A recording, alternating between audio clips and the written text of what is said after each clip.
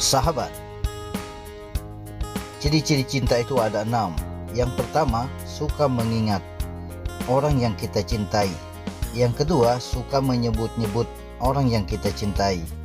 Yang ketiga, suka membaca suratnya. Yang keempat, suka mendatangi di mana tempat tinggalnya. Yang kelima, suka berkorban apa saja yang diinginkan. Yang keenam, suka mengikuti perintahnya. Jadi sahabat, hakikat cinta kepada Allah yaitu pertama, suka mengingat Allah.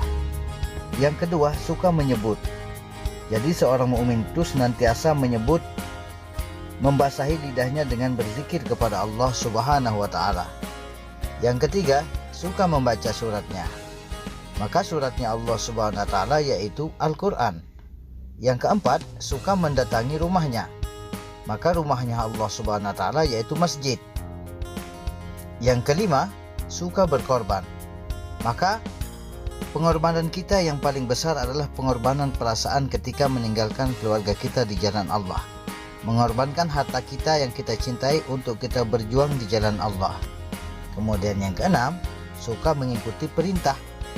Maka sesungguhnya tanda cinta yang murni itu adalah selalu mengikuti perintah Allah Subhanahu wa taala.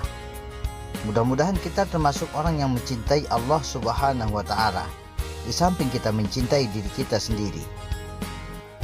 Maka sahabat, tanda cinta kita kepada Rasulullah sallallahu alaihi wasallam adalah suka mengingat perjuangan Rasulullah sallallahu alaihi wasallam.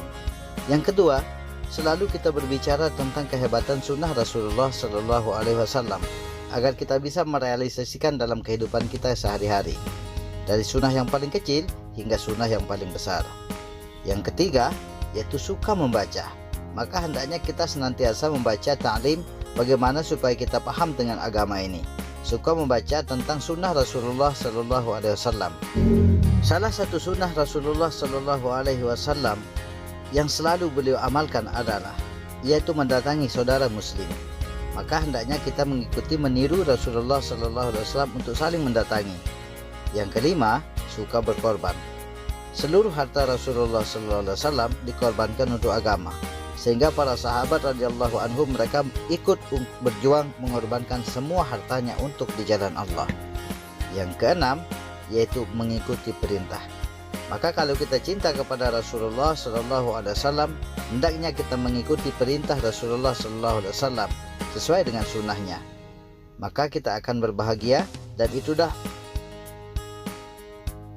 Maka sesungguhnya semua perintah Allah Subhanahu wa taala yang ada di dalam Al-Quran, realisasinya adalah ada di dalam sunnah Rasulullah sallallahu alaihi wasallam. Maka bentuk cinta kita kepada Rasulullah sallallahu alaihi wasallam adalah mengikuti sunnahnya. Sebagaimana firman Allah Subhanahu wa taala, "Qul in kuntum tuhibbunallaha fattabi'uni yuhibbukumullah wa yaghfir lakum dzunubakum wallahu ghafurur rahim." Katakanlah wahai Muhammad, jika engkau cinta kepadaku, maka ikutilah aku. Niscaya Allah akan mencintai kamu dan akan mengampuni dosa-dosa kamu. Kemudian Nabi sallallahu alaihi wasallam bersabda, "Kullu ummati yadkhuluna al-jannah illa man aba." Qila, "Wa man ya'ba ya Rasulullah?" Qala, "Man ata'ani dakhala al-jannah wa man asani faqad aba." Seluruh umatku akan masuk syurga kecuali yang enggan. Maka sahabat bertanya, "Siapakah mereka yang enggan itu ya Rasulullah?" Maka Rasulullah sallallahu alaihi wasallam menjawab, "Siapa yang taat kepadaku itulah yang akan masuk syurga. Tetapi barang siapa yang tidak mau mengikuti perintahku, maka itulah yang tidak mencintai aku. Maka itulah yang disebut dengan enggan." Sahabat, kita tidak pernah melihat Rasulullah sallallahu alaihi wasallam. Kita tidak pernah mendengar Rasulullah sallallahu alaihi wasallam. Tetapi ketika kita mendengar satu hadis Nabi sallallahu alaihi wasallam tentang perintah dan adab, kemudian kita amalkan, maka pahalanya berlipat ganda. Karena apa? Kalau sahabat dulu ketika mereka mengamalkan satu sunnah, maka pahalanya satu juga. Tetapi kita sebagai umat akhir zaman, apabila kita mau mengamalkan satu sunnah Rasulullah Sallallahu Alaihi Wasallam, maka pahalanya akan dilipat gandakan dari 70 kali lipat sampai dengan 700 kali lipat. Ayo sahabat, kita amalkan sunnah Rasulullah Sallallahu Alaihi Wasallam sebagai tanda cinta kita kepada Rasulullah Sallallahu Alaihi Wasallam, dan sebagai tanda tapak tilas kita mengikuti sunnah Khulafaur Rasyidin. Man ahya sunnati faqad ahabbani wa man ahabbani kana ma'i fil jannah. Barang siapa yang menghidupkan sunnahku, maka sungguhnya dia telah mencintai aku, kata Rasulullah. Dan barang siapa yang mencintai aku, maka dia akan masuk surga bersamaku. Sahabat, untuk menambah wawasan kita tentang sunnah, bahwa sunnah itu dibagi tiga. Ada namanya sunnah surah, yang kedua ada namanya sunnah sirrah, yang ketiga ada namanya sunnah sarirah. Sunnah surah yaitu gambar Rasulullah Sallallahu Alaihi Wasallam, bagaimana cara duduk beliau, bagaimana cara berpakaian beliau, bagaimana adab berbicara beliau, bagaimana adab makan tidur beliau. Itulah yang disebut dengan sunnah surah. Kemudian yang kedua ada namanya sunnah sirrah, yaitu jalan hidup Rasulullah Sallallahu Alaihi Wasallam. Maka kalau kita mau menghidupkan sunnah sirrah, maka kita hidupkan sunnah Rasulullah Sallallahu Alaihi Wasallam dengan melatih diri senantiasa berpegang pada sunnah dalam kehidupan sehari-hari, dari kita bangun tidur sampai kita tidur kembali. Kemudian yang ketiga ada namanya sunnah sarirah. Sunnah sarirah yaitu sunnah bagaimana cara berpikir, bagaimana pola pikir Rasulullah Sallallahu Alaihi Wasallam. Rasulullah Sallallahu Alaihi Wasallam bukanlah nabi yang hanya beribadah, tetapi berdakwah. Maka kita sebagai umat akhir zaman diberikan kesempatan untuk mengikuti sarirah Nabi Sallallahu Alaihi Wasallam. Bagaimana cara berpikir Rasulullah Sallallahu Alaihi Wasallam, yaitu dengan memikirkan orang lain. Bagaimana supaya umat ini masuk surga tanpa hisab. Di samping kita beribadah kepada Allah Subhanahu wa taala, kita juga beribadah bagaimana supaya orang lain juga ikut taat kepada Allah Subhanahu wa taala. Inilah sunnah Rasulullah Sallallahu Alaihi Wasallam yang terbesar, yaitu dakwah, yaitu berpikir bagaimana supaya seluruh umat manusia ini selamat dari azab Allah. Bagaimana supaya seluruh umat manusia ini mendatangi rumah-rumah Allah, dan bagaimana seluruh wanita-wanita menutup aurat dengan sempurna. Sebagaimana hadis Nabi Sallallahu Alaihi Wasallam, tafakkaru sa'atan khairum min ibadatin sittina wa sab'ina sanah. Sungguhnya berpikir saat untuk umat ini adalah lebih baik daripada kita beribadah 60 sampai 70 tahun.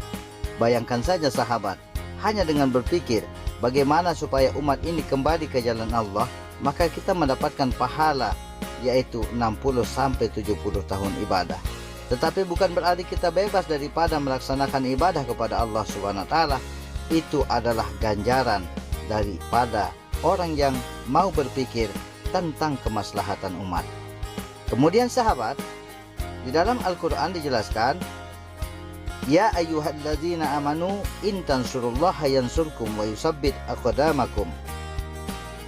Hai orang yang beriman, jika kamu mau membantu agama Allah, niscaya Allah akan membantu kamu dan akan menguatkan kaki-kaki kamu. Jadi sahabat, menolong agama Islam pasti beda sahabat dengan menolong umat Islam.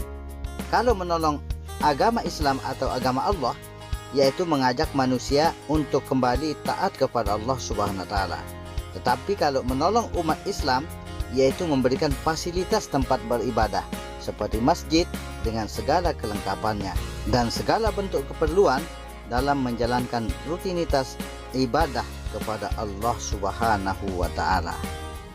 Sahabat, kita ini disebut sebagai umat akhir zaman, yaitu umat keutamaan yang diberikan kepada kita sebagai umat akhir zaman, yaitu diberikan kesempatan, yaitu kerja yang sama sebagaimana kerja nabinya, yaitu kerja dakwah, kerjanya Rasulullah Sallallahu Alaihi Wasallam, dan merupakan sunnah yang terbesar untuk umat akhir zaman.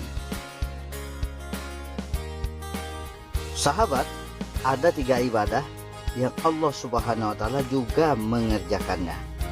Yang pertama yaitu musyawarah. Allah Subhanahu wa Ta'ala bermusyawarah dengan para malaikat ketika hendak mengangkat Nabi Adam menjadi khalifah. Yang kedua yaitu bersalawat, sebagaimana firman Allah, innallaha wa malaikatahu yusalluna 'alan nabi ya ayyuhalladzina amanu sallu 'alaihi wa sallimu taslima. Sungguhnya Allah dan para malaikat memberi selawat kepada Nabi Muhammad SAW.